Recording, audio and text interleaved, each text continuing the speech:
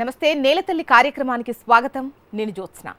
హరిత విప్లవం కారణంగా వ్యవసాయ గతి పూర్తిగా మారిపోయింది. నాటి కాలంలో ఆహార కొరతను అధిగమించడానికి ఎంచుకున్న హరిత విప్లవం కాస్త పూర్తి వాణిజ్యపరంగా మారడంతో ఎన్నో దశాబ్దాలుగా ప్రకృతి వ్యవసాయం మరుగున పడిపోయింది. అలాంటి రసాయన సాగుకు ప్రత్యామ్నాయంగా ప్రకృతి వ్యవసాయం తిరిగి జీవం పోసుకుంటున్నా కూడా చాలా మంది రైతుల్లో, సామాన్య ప్రజల్లో అవగాహన కొరవడింది. ఈ క్రమంలో సేంద్రియ సాగును, మార్కెటింగ్ను బలోపేతం చేసే అంశాలతో పాటు తెలంగాణ ప్రభుత్వం ప్రవేశపెట్టిన బడ్జెట్లో రైతుల కోసం తీసుకున్నటువంటి కీలక నిర్ణయాలపై ఇవాల్టి నేలతల్లి ప్రత్యేక కార్యక్రమం చూద్దాం.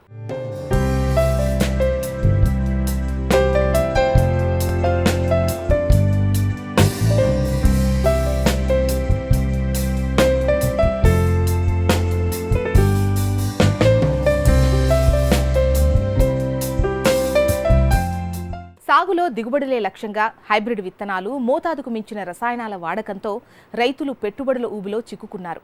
పండించే పంటలతో పాటు నేల కూడా విషపూరితమైంది. అందుకు ప్రత్యామ్నాయంగా ప్రకృతి వ్యవసాయం రైతులకు లాభసాటిగా ఎలా మారుతుంది? సేంద్రియ సాగు ఆవశ్యకత ఏంటి? ఆ వివరాలను ఇప్పుడు తెలుసుకుందాం.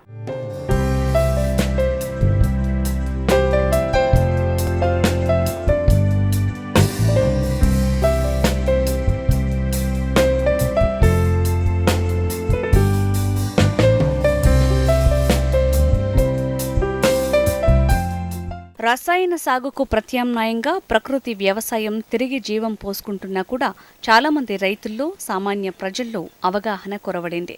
ఈ క్రమంలో సేంద్రియ సాగును, మార్కెటింగ్ను బలోపేతం చేసే విధంగా రైతులు, వినియోగదారులను సమన్వయపరిచేందుకు ప్రకృతి వ్యవసాయం, వాటి ఉత్పత్తుల విశిష్టతలపై హన్మకొండలో వరంగల్ నేచురల్ ఫార్మర్స్ అసోసియేషన్ ఆధ్వర్యంలో అవగాహన సదస్సును ఏర్పాటు చేశారు. ఈ క్రమంలో ప్రకృతి సాగు ఆవశ్యకత, మార్కెటింగ్పై వ్యవసాయ నిపుణులు రైతులకు సలహాలు, సూచనలు ఇచ్చారు. మనిషిగా బ్రతకకుండా డబ్బు కోసం బ్రతుకుతున్న రోజులు, అందుకే ఇన్ని తంటాలు. బహుశా డబ్బు లేకుంటే హాయిగా ఉండేవాళ్ళమేమో. మీరెవరు ఇక్కడికి వచ్చేవాళ్ళు కాదు. నేను కూడా ఇక్కడికి రావాల్సిన అవసరం కూడా ఉండేది కాదు. ఆత్మకు పుట్టుక లేదు, చావు లేదు, అగ్ని దహింపలేదు, వాయువు ఆర్పలేదు, నీరు తడపలేదు. అది ఆత్మ. తల్లి గర్భంలో మనం ప్రవేశించిన తర్వాత 3 నెలలకి ఆత్మ వచ్చి ఆ శరీరంలో చేరుతుంది. ఎప్పుడైతే ఈ శరీరాల్లోని అవయవాలు మనకు సరిపోవు అనిపిస్తుందో ఆత్మ మన శరీరం నుంచి విడిపోతుంది. అది ఆత్మ. ఆ ఆత్మ వచ్చి చేరకుండా ఉన్నటువంటి ఒక వాతావరణాన్ని మనం సృష్టిస్తున్నాం. దేశవాళీ విత్తనం అనేది ఒక వజ్రాయుధం.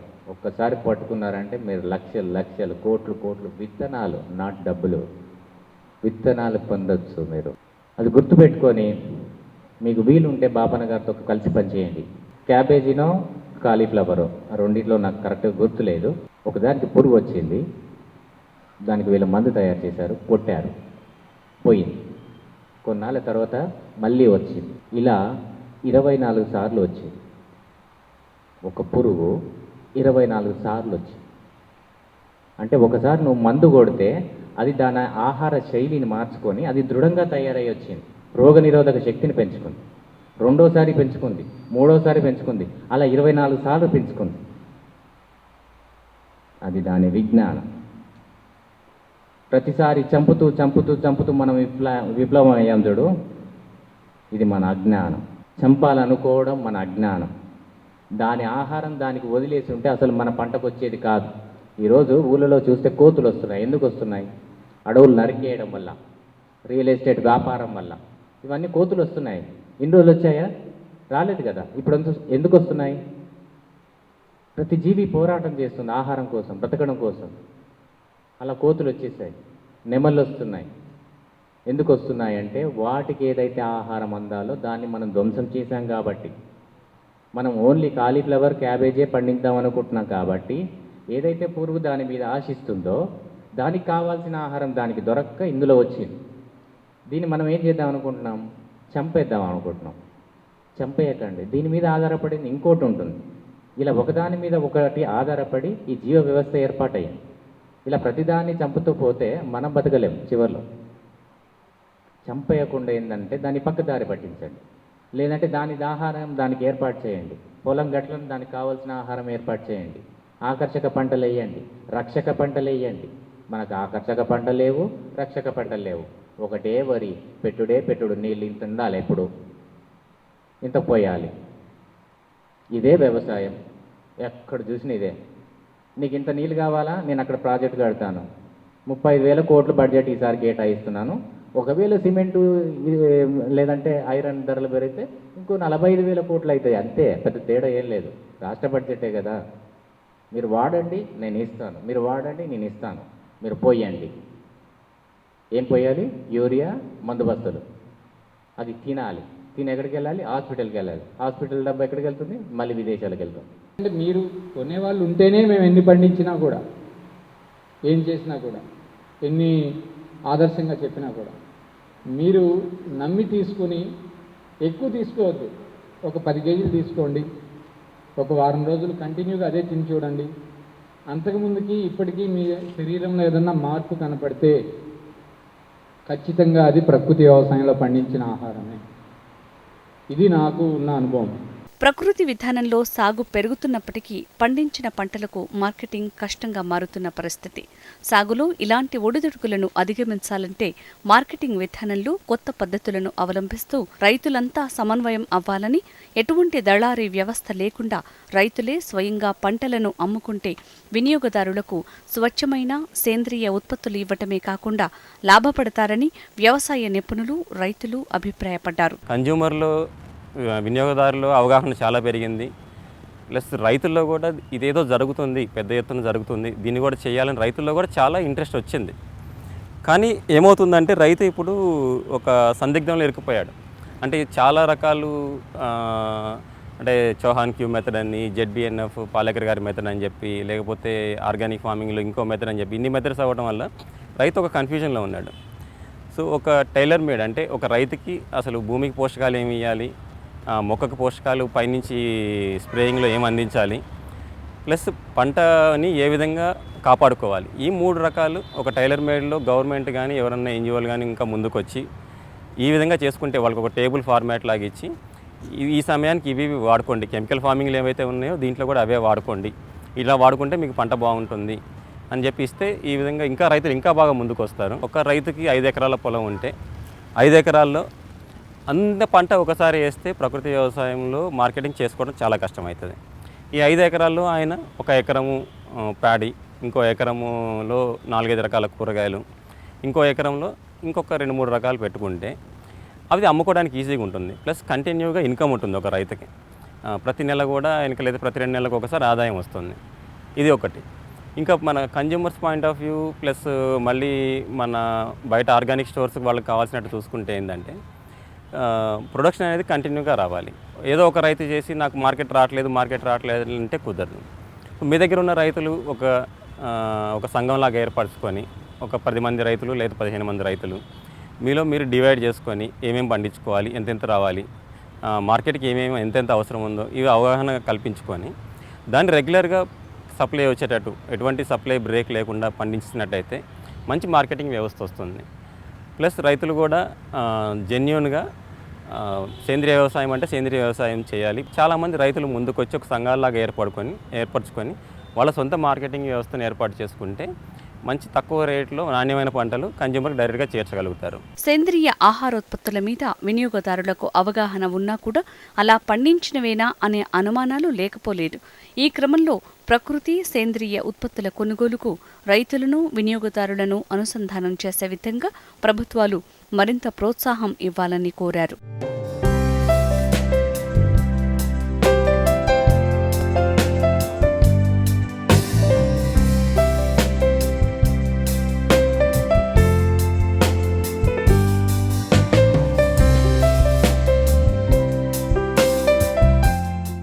సాగులో పెట్టుబడులు తగ్గించే ప్రకృతి సేంద్రియ వ్యవసాయ రైతులు పెరుగుతున్నప్పటికీ పండించిన పంటలకు మార్కెటింగ్ కష్టంగా మారుతున్న పరిస్థితి. ప్రకృతి వ్యవసాయ ఉత్పత్తులు, వాటిని కొనుగోలు చేసే వినియోగదారులను సమన్వయపరచడం ముఖ్యమైన అంశం. ఈ క్రమంలో మార్కెటింగ్ విషయంలో ఎటువంటి మెళకువలు పాటించాలి, అదేవిధంగా సేంద్రియ ఉత్పత్తులపై వినియోగదారులకు ఎంతవరకు అవగాహన ఉంది అనే అంశాలపై ఇప్పుడు తెలుసుకుందాం. జరుగుతున్న వ్యవసాయము ప్రకృతికి విరుద్ధంగా జరుగుతుంది. దీనివల్ల వ్యాధులు వస్తున్నాయి. వ్యాధులు రావటం వలన హాస్పిటల్లకు పోవడము, తర్వాత సంపాదించిందంతా దానికే సరిపోతుంది. కాబట్టి ఆర్గానిక్ చాలా అవసరం. ఆర్గానిక్ వ్యవసాయం ఇప్పుడిప్పుడే దీనికి కొద్దిగా పాపులారిటీ వస్తుంది. కాకపోతే ఇంకా అవగాహన రావాల్సిన అవసరం ఉన్నది. దీనివలన మనకు హెల్త్ పరంగా కాకుండా హెల్త్ బాగుంటుంది ఆర్గానిక్ పంటల వలన. రెండోది ఈ ఫర్టిలైజర్ వాడటం వలన ఈ మనకు హెల్త్ చెడిపోవడము, రెండోది హాస్పిటల్ ఖర్చులు పడటము, తర్వాత మన ఫైనాన్షియల్గా వీక్ అవ్వడం జరుగుతుంది. కాబట్టి ఇప్పటికైనా వ్యవసాయం ఆర్గానిక్ ప్రమోషన్ అంటే ప్రమోట్ చేయాలి. మనం అందరం కలిసి నేచురల్ పండించినా కూడా పంట అంతే వస్తుంది, కెమికల్స్ తోటి పండించినా అంతే వస్తుంది. ఇది రైతులకు అవగాహన లేకపోవడం వలన ఇప్పుడు అవగాహన వస్తుంది. ముందు ఆర్గానికే బాగుంటుందని నా అభిప్రాయం. గవర్నమెంట్ నుంచి కూడా చాలా సపోర్టివ్గా ఉన్నది. గవర్నమెంట్ కూడా ఆర్గానిక్ మనకు కావాలంటే మనకు ఆర్గానిక్ అంటే ఈ ఆవు పేడ, ఆవు మూత్రము ఇవన్నీ పనికొస్తాయి. రెండవది ఆవు పాలు కూడా మంచియే. కాబట్టి ఆవును గో సంరక్షణ చేస్తే ఈ ఆర్గానిక్ బాగుంటుందని నా అభిప్రాయం. ఆర్గానిక్ ఐడెంటిటీ ఏంటంటే ఈ పండించిన పంటలు ఏవైతే ఉన్నాయో వారం రోజులైనా ఫ్రిడ్జ్ కాదు బయట పెట్టినా కూడా అవి ఖరాబ్ కావు. అదే దాని ఐడెంటిటీ అన్నట్టు. కాబట్టి ఆర్గానిక్ అని చెప్పి మోసం చేసే వాళ్ళు అయితే లేరు నాకు తెలిసినంత వరకు. ఆర్గానిక్ అనండి, న్యాచురల్ ఫార్మింగ్ అనండి, ప్రకృతి వ్యవసాయం అనండి, దీంట్లో భేదాలు ఏం లేవండి. రకరకాలుగా చెప్తారు. రసాయనం లేని వ్యవసాయం అంటే విషం లేని ఆహారం పండించడమే మన పద్ధతి. ఏ పద్ధతి అవలంబించినా కూడా విషరహితమైన ఆహారం కావాలి. మన ప్రధానమంత్రి గారు మోడీ గారు ఏమంటున్నారు? స్వచ్ఛ భారత్ అంటే పరిశుభ్రంగా ఉండాలి. కానీ నేనేమని పిలిపిస్తున్నానంటే స్వచ్ఛ ఆరోగ్య భారత్. భారతదేశంలో ప్రజానీకం ఆరోగ్యంగా ఉంటేనే అప్పుడు మనం ఏదైనా చేయగలుగుతాము. సో ఆరోగ్యం కాపాడుకోవడం చాలా ముఖ్యం. ఎందుకంటే ఈరోజు సిటీలో కాదు, గ్రామాన కూడా 5 స్టార్ హోటల్స్ కంటే ఎక్కువ 10 స్టార్ హాస్పిటల్స్ వచ్చాయి. ఎందుకు వచ్చినాయి హాస్పిటల్స్ అంటే మన ఆరోగ్యాన్ని మనం కాపాడుకోలేకనే కదా. మీరు ₹1 ఖర్చు పెట్టకుండా, రసాయనాలు లేకుండా మీ ఆలయంలో మీ ఫామ్లో దొరికేటువంటి యొక్క పేడ, మూత్రము, ఆకు వలములతోనే చేయించే పద్ధతులు ఉన్నవి, పుస్తకాలు ఉన్నవి. సేంద్రియ వ్యవసాయంతో చేయాలి. అందరికీ ఆరోగ్యం పంచిపెట్టాలి. మనం కూడా ఆరోగ్యంగా ఉండాలి. ఒకప్పుడు ఆహార కొరత వల్ల హరిత విప్లవం అవసరమైంది. కానీ ఇప్పుడు ఆ పరిస్థితి లేదు. కాకపోతే ఇప్పుడంతా ఆరోగ్యకరమైన ఆహార కొరత ఏర్పడింది అనేది వాస్తవం. సేంద్రియ ఆహారోత్పత్తుల మీద వినియోగదారులకు అవగాహన ఉన్నా కూడా అలా పండించినవేనా అనే అనుమానాలు లేకపోలేదు. ఈ క్రమంలో ప్రకృతి సేంద్రియ ఉత్పత్తులను గుర్తించడం ఎలా? స్పష్టమైన ఆర్గానిక్ ఉత్పత్తులను కొనుగోలు చేసే మార్గాలేంటి? ఆ వివరాలను ఇప్పుడు తెలుసుకుందాం. నాకు ప్రకృతి వ్యవసాయంతో తయారు చేసిన కూరగాయలు కావాలంటే నమ్మకం లేక నేనే ప్రకృతి వ్యవసాయాన్ని, పాలేకర్ విధానాన్ని పేపర్ల ద్వారా, యూట్యూబ్ల ద్వారా చూసి మనం ఒక 4 ఎకరాలు, ఎకరానికి 50,000 లీజ్ ఇచ్చి దాంట్లో 2 ఎకరాలు పెండాల్సి ఉంటుంది. దాంట్లో తీగజాతి కూరగాయలు పండిస్తున్నాము. 2 ఎకరాలు టమాటా పండిస్తున్నాము స్టేకింగ్ పద్ధతిలో. దీనికి గవర్నమెంట్ ఎలాంటి ప్రోత్సాహం లేదు ప్రస్తుతం. అయితే ఈ ఆర్గానిక్ కూరగాయలు పండించినందుకు గవర్నమెంట్ ప్రత్యేకమైన షెడ్ల ద్వారా ప్రజలకు ఇవి నిజమైన కూరగాయలని గుర్తించి వీటిని అమ్మకానికి ఇబ్బంది లేకుండా పెట్టేది ఉంటే కొనేవాళ్ళు వాస్తవంగా ఉన్నారు, కానీ వాళ్ళని గుర్తించడం కష్టం కదా. ఇలాంటి ప్రోగ్రాం చేయడం ద్వారా మాకు ఈరోజు ఒక 100 మంది కస్టమర్లు మాకు ఈ ప్రోగ్రాం ద్వారా కొనడానికి ముందుకొచ్చారు. వాస్తవంగా తినేవాళ్ళు చాలామంది ఉన్నా కూడా వాళ్ళకు దొరుకుతలేవు. వాళ్ళు ఏంది ఆర్గానిక్ కూరగాయలు ఎక్కడికి పోవాలన్నా కూడా వాళ్ళకు కష్టంగా ఉన్నది. ఇట్లాంటి ప్రోగ్రామ్స్ నెలలో 2 సార్లు కనుక కండక్ట్ చేస్తే చాలామందికి ఈ పంట పండించే వాళ్ళకు కూడా చాలా లాభదాయకంగా ఉంటుంది. రైతులకు మరియు వినియోగదారులకు ఒకే వేదికగా మేము ఇక్కడ అవగాహన సదస్సు అనేది ఏర్పాటు చేయడం జరిగింది. దానికి ప్రధాన కారణం ఏంటంటే పండించేటువంటి రైతులు ఉన్నారు, కానీ కొనుగోలు చేసేటువంటి వినియోగదారులు లేరు. వినియోగదారులు ఉన్న కాడ పండించేటువంటి రైతులు లేరు. సో ఈ సమన్వయం కోల్పోతున్న సందర్భంలో ఈ ఒక వేదిక మీద కనుక వీళ్ళిద్దరిని కనుక సమన్వయపరిచినట్లయితే వారికి కొన్ని పరిచయాలు పెరిగి ఈ యొక్క పండినటువంటి ఉత్పత్తులు నేరుగా వినియోగదారుకి చేరుతుందనే ఉద్దేశంతో మేము ఈ యొక్క కార్యక్రమం చేపట్టడం జరిగింది. ఇక ముందు కూడా ఇలాంటి కార్యక్రమాలు మా అసోసియేషన్ తరపున చేపట్టి ఇంకా రైతులను అవగాహన పరిచి అలాగే ఈ వినియోగదారులను కూడా విషరహిత ఆహారం తినకుండా వాళ్ళను ముందుకు తీసుకెళ్ళి నడిపించేటువంటి బాధ్యత మేమందరం కూడా మా కమిటీ సభ్యులందరం కూడా తీసుకోవడం జరిగింది. ఎందుకంటే మెరుగైన సొసైటీని మేము నిర్మిద్దామనే ఆలోచన, అలాగే ప్రతి ఒక్కరం కూడా ఇప్పుడున్నటువంటి సమస్యలను ఇప్పుడున్నటువంటి జబ్బుల గురించి ప్రధాన కారణం ఆలోచించక మనం తినేటువంటి కలుషితమైన ఆహారం అనేది అందరం కూడా అనుకోవడం జరిగింది. దాన్ని ప్రధానంగా రైతులు పండిస్తున్నటువంటి ఉపయోగిస్తున్నటువంటి విషరహిత రసాయనాల వల్ల ఇవన్నీ జరుగుతున్నాయని చెప్పేసి ఆ ఉద్దేశంగానే రైతులను ఎటువంటి రసాయనాలు ఎరువులు వాడకుండా ప్రకృతి సహజంగా పంటలు పండించి ఆ యొక్క పంటలని ఈ యొక్క వినియోగదారులకు అందించాలని చెప్పేసి కోరుకుంటూ ఈ యొక్క సమావేశాలను మేము ఏర్పాటు చేస్తున్నాము. చాలామందికి ప్రకృతి వ్యవసాయం ద్వారా పండించినటువంటి పంటలు వినియోగదారునికి అందని ద్రాక్ష లెక్క జనాలలో వెళ్తున్నది. కానీ ఇది వాస్తవం కాదు.